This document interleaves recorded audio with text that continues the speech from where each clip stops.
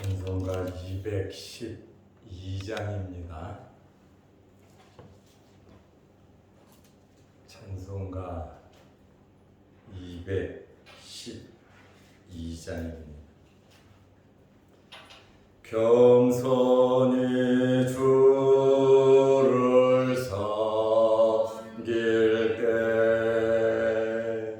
괴로우니 리마누나 구주여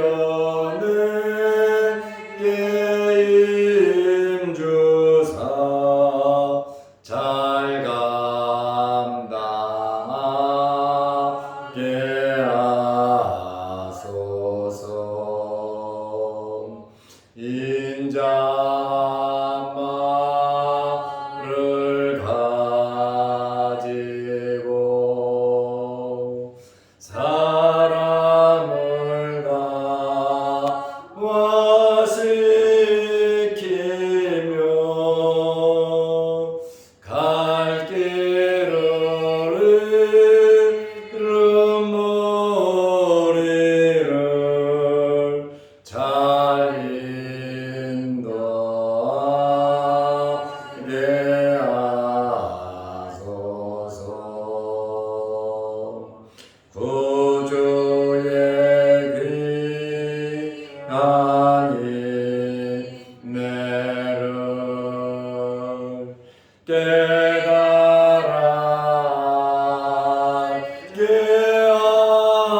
하시고 굳건한 믿음 주셔서 늘 승리하게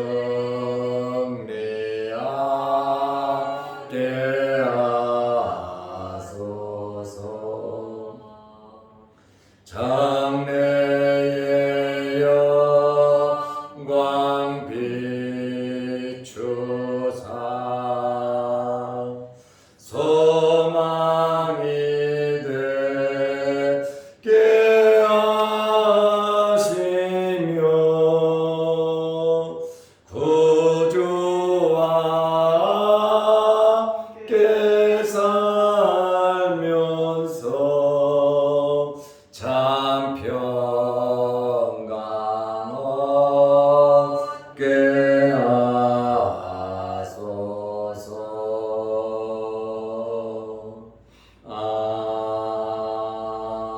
아멘.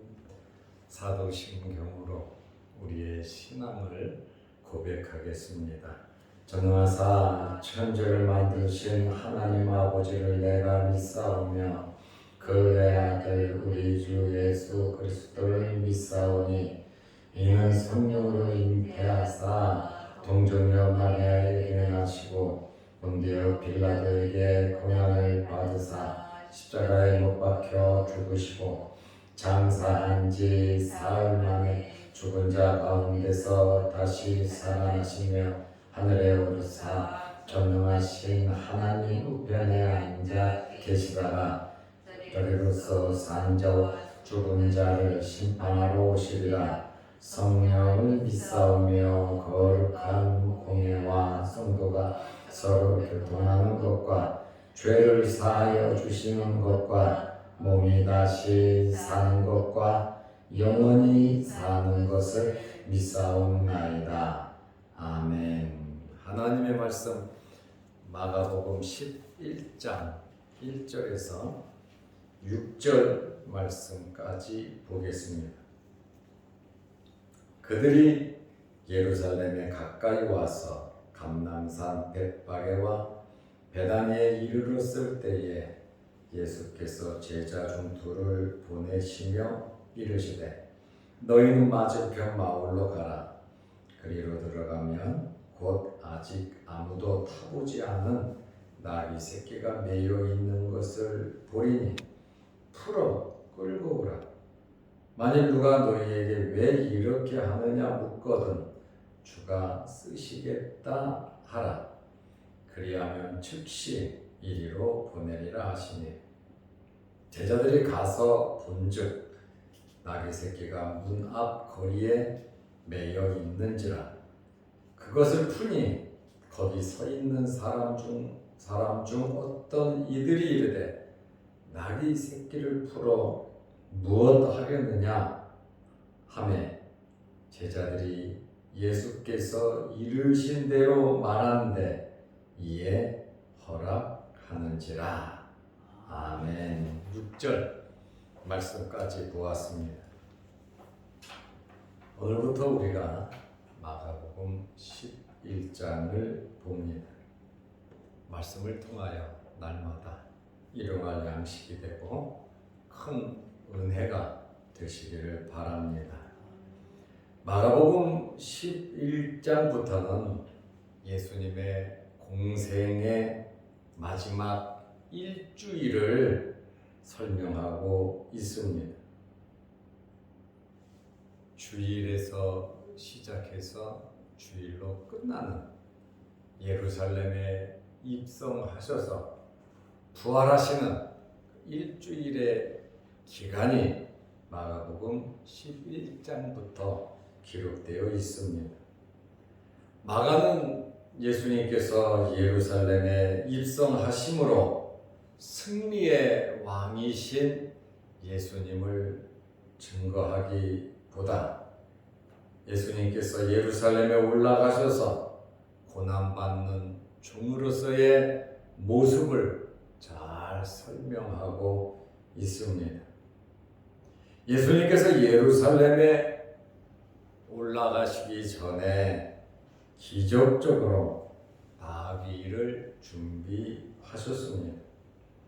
마가복음 11장 1절 오늘 읽은 본문 말씀을 보면 그들이 예루살렘에 가까이 와서 그랬습니다. 예루살렘에 가까이 와서 감람산 벳바게와 베다니에 이르렀을 때에 그랬습니다. 예수님께서 베다니에서 주무신 것을 우리가 알 수 있습니다. 바디메오의 눈을 뜨게 한 장소가 여리고라 그랬습니다. 여리고는 예루살렘에서 24km 떨어진 곳입니다. 하루면 예루살렘에 들어갈 수 있습니다. 예수님께서 여리고에서 곧장 예루살렘에 입성하실 수 있음에도 불구하고 입성하지 않으시고 3km 정도 떨어진 베다니에서 유숙하시면서 안식일을 지내셨습니다. 그러니까 여리고에서 예루살렘까지 24km니까 그냥 하루면 바로 들어갈 수 있으셨는데 베다니에 가셔서 거기서 안식일을 지내셨다 그 말입니다. 감람산 벳바게는 베다니에서 예루살렘으로 가는 중간 정도 되는 거리입니다. 약 2km 이내. 베다니를 거쳐서 벳바게에 들려서 예루살렘으로 가거든요. 베다니에서 예루살렘까지는 3km니까 벳바게는 그 중간에 있다 그러잖아요. 그러니까 2km 내외 예루살렘까지. 여기 벳바게와 베다니에는 무화과가 굉장히 많은 동네입니다. 그래서 이 두 동네를 무화과 동네다 이렇게 지칭하기도 합니다. 벳바게라고 하는 이름의 뜻은 설익은 풋 무화과의 집이다. 아직 잘 익지 않은 무화과의 집이라고 하는 그러한 뜻이 있고, 베단이라고 하는 이름의 뜻은 가난하다, 비참하다라는 뜻이 있습니다. 굉장히 어렵게 사는 지역이라는 말이죠. 예루살렘 성 밖에 베다니가 있고 벳바게가 있습니다. 이들은 성 안에서 들어갈 정도로 살 수 없는 사람들이 성 밖에서 가난하게 힘들게 살아가는 동네가 바로 베다니, 벳바게라고 하는 동네입니다. 베다니라고 하는 이름의 뜻은 말씀드린 대로 가난하다, 비참하다라는 뜻입니다. 이 베다니라고 하는 이 이름이 창세기 16장 11절에 기록이 되어 있는데 하갈의 고통을 의미하는 거예요. 집을 나와가지고 하갈이 고통을 당하잖아요. 그래서 이 베다니라고 하는 이 단어가 창세기 16장 11절에는 고통이라고 하는 말로 번역이 되어 있습니다. 어쨌든 예수님께서 벳바게와 베다니에 이르렀을 때에 제자 중에 2명을 맞은편 마을로 보냈습니다. 마태, 마가, 누가, 요한 사복음서에 보면 이 2명이 누구인지는 정확하게 기록되어 있지 않습니다. 그러나 누가 갔든지 그것은 크게 중요한 일은 아닙니다. 그래서 성경학자들은 베드로와 요한이다 이렇게 말하는 사람들이 많이 있습니다. 왜냐하면 베드로와 요한에게 유월절을 준비하라고 예수님께서 말씀하셨거든요. 그러니까 손쉽게 12명의 제자 중에 베드로와 요한을 지칭해서 맞은편 마을로 가서 나귀를 끌고 오라 이렇게 말씀하셨을 것이다. 이렇게 말하는 학자들이 있고, 또 야고보와 요한이라고 말하는 사람도 있어요. 왜냐하면 이 2 사람이 예수님 좌우편에 조금 전에 그 사건이 있었잖아요. 좌편과 우편에 앉게 해달라고 하는 말을 했습니다. 그렇다 보니까 이 2 제자를 야고보와 요한을 보냈다라고 하는 성경 주석가들도 있고, 누구인지는 모르지만 열고에서 고침받은 2명의 소경을 보내지 않았을까 이렇게 성경을 연구하는 학자들이 추측을 하고 있습니다. 그러나 말씀드린 것처럼 누가 갔는지 굳이 알 필요는 없고 성경에 말하고 있지 않으니까요. 어쨌든 2명의 제자를 예수님께서 보내셨다. 2명의 제자에게 사명을 주셨어요. 어떤 사명을 주었냐면 나귀 새끼를 끌고 오라는 거예요. 예수님께서 나귀 타고 올라가셔야 되니까 나귀 새끼를 끌고 오라고 말씀하시는데 마가복음 11장 2절에 보면 예수님께서 자세하게 설명을 하고 있습니다. 하나님의 말씀, 주님의 말씀은 그렇게 어렵지 않습니다. 정확하게 그리고 자세하게 하나님의 말씀은 기록이 되어 있습니다. 그러므로 우리는 정확한 주님의 말씀에 순종하면서 살아야 하는 것입니다. 말씀이 어려워서 못 살겠다고 하는 그러한 말은 핑계입니다. 말씀이 너무 어렵다. 절대로 말씀은 어렵지 않습니다. 우리는 말씀을 듣고 들은 말씀대로 순종하면서 살면 돼요. 말씀을 보고 내가 깨달은 대로 살아가면 되는 겁니다. 믿음의 차이에 따라 받아들이는 것이 다르겠죠. 그러나 우리의 믿음대로 하는 것이지 다른 사람들이 기준이 되는 것은 아니에요. 믿음이 좋은 사람 따라가려고 하면 힘들어요. 또 믿음이 없는 사람 따라가려고 하면 우리 믿음이 떨어진단 말이에요. 그러므로 내가 받은 은혜대로 내 믿음의 성숙한 그러한 자리에서 우리는 순종하면 되는 거예요. 그러니까 우리는 부지런히 믿음을 잘하게 해야 하고 다른 사람보다도 더 열심히 주님의 말씀에 순종하도록 노력을 해야 된다 그 말입니다. 예수님의 2명의 제자에게 말을 했으니까 순종했지요. 그러나 지나가는 사람에게 말을 했으면 미친놈이라 그럴 겁니다. 말씀을 받아들이는 사람의 믿음에 따라 그 사람의 영적인 상태에 따라 받아들이는 것이 다르단 말이죠. 나타나는 것을 모든 것을 먹을 만한 사람도 있고 그것을 먹지 못하고 우유를 먹어야 하는 사람이 있기 때문에 그렇습니다. 어떤 사람은 말씀을 듣고 은혜를 받지만 어떤 사람은 말씀을 듣고 상처를 받는 거예요. 어떤 사람은 기뻐 즐거워하지만 어떤 사람은 마음의 걱정과 근심이 생기는 겁니다.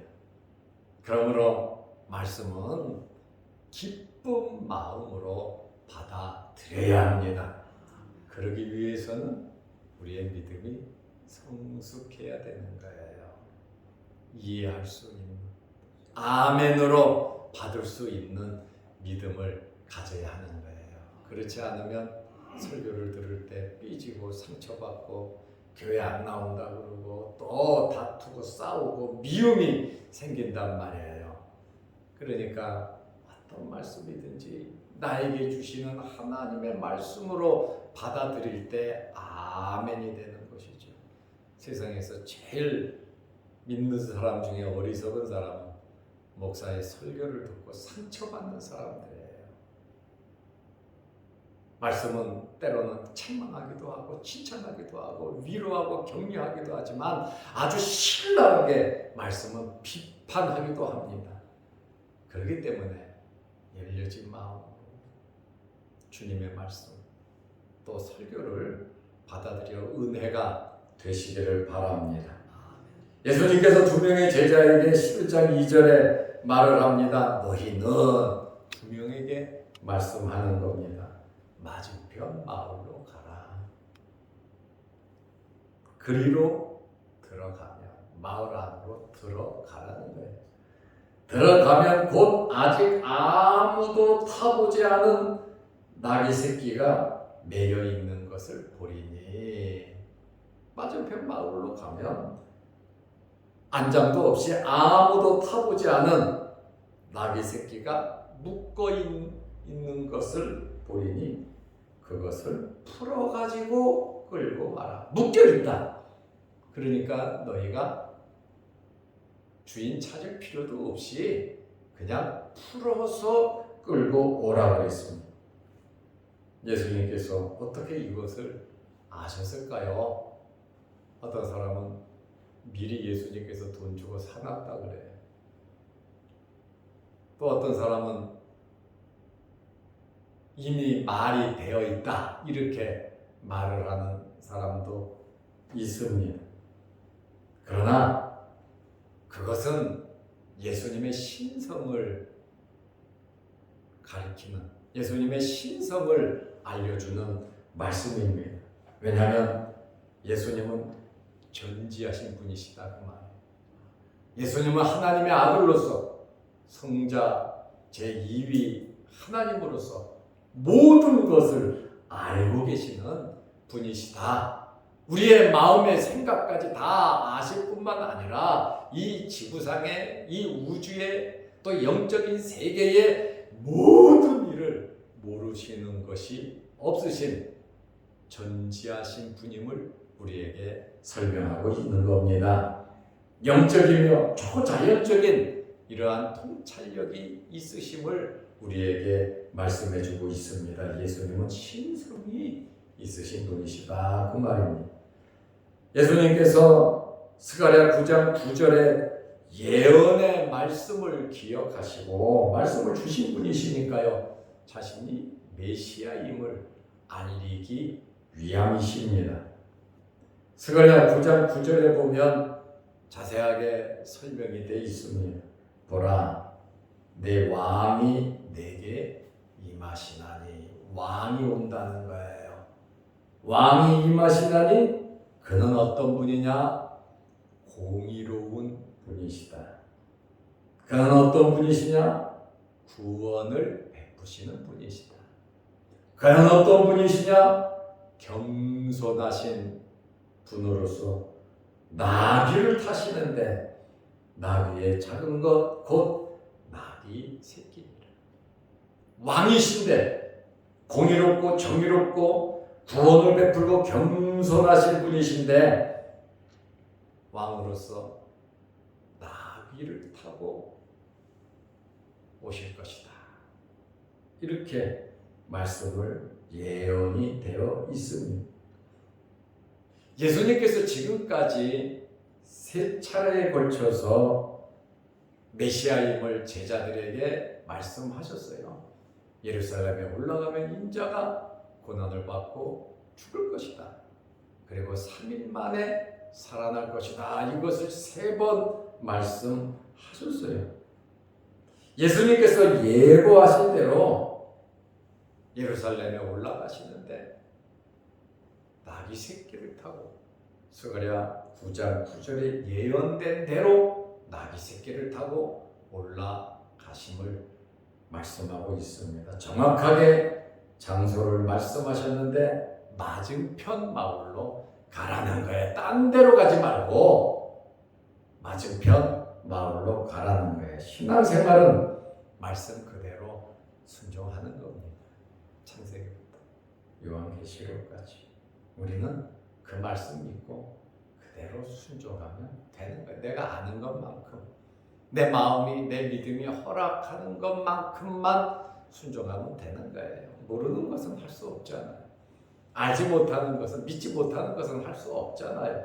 어쨌든 깨닫고 은혜를 받고 내 마음에 감동이 오면 우리는 십자가 정신을 가지고 주님의 말씀을 마음에 새기고 우리는 순종해야 되는 것입니다. 우리의 삶의 기준이 분명한 기준이 있어야 합니다. 우리는 구원받은 하나님의 자녀고 하나님의 백성으로서 우리는 하나님 말씀대로 살아야 하는 것입니다. 그러므로 모든 일을 할 때 우리의 말과 행동이 하나님의 말씀의 잣대로 재보면서 해야 되는 거예요. 말씀에서 벗어나지 않았냐? 말씀에 모자르지 않느냐? 우리는 말씀의 잣대를 기준으로 살아가야 하는 것입니다. 사도 바울은 고린도전서 4장 6절에 기록된 말씀 밖으로 넘어가지 말라. 바울이 우리에게 하는 말입니다. 기록된 말씀 밖으로 넘어가지 말라. 말씀 안에서 살아가라는 거예요. 말씀 밖으로 벗어나면 그게 뭐냐? 그것은 바로 죄라는 것입니다. 그래서 우리는 기록된 말씀 안에서 살아야 하는 것입니다.